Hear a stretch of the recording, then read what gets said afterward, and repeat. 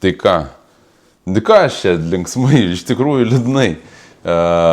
Ateina pavasaris ir dabar dvi bėdos iš tikrųjų.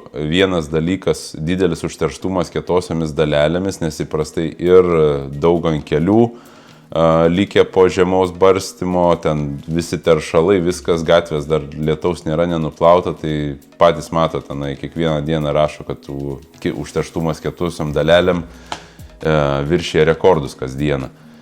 Tai vienas dalykas, o kitas beprasidedantis su ateinančia šiluma augalų žydėjimas. Tai visi, kas turi alergijas, jau su baime žiūri į tai, kad vėl prasideda tas metas, nenori pagalvoti. O realiai tam yra sprendimas light air filtrai, kurie gali būti pastatomi namuose. Va čia pats mažiausias modelis, tinka mažai studijai arba miegamam kambariui. Tiesiog pasileidžiate naktį ir jis jums valo orą patalpoje.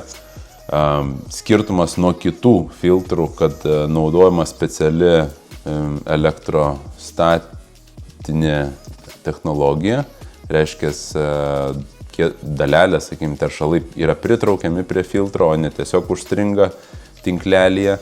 Tas reiškia, kad oras labai lengvai praeina pro filtrą, labai mažas garsas, praktiškai ten pirmų režimų tai iš vis net nesigirdi, vos nešiurena, ir mažas elektros sąnaudos. O efektyvumas tikrai didelis, nes būtent kaip magnetas pritraukia teršalus, jie neužstringa, ne kažkas pasidaro, o jie pritraukiami. Ir filtras po kiek laiko gali būti tiesiog nusiurbiamas ir naudojamas toliau. Tai va, aš tiesiog įdedam čia. Uždedam groteles, taip užsidaro ir pasirengęs veikti filtras.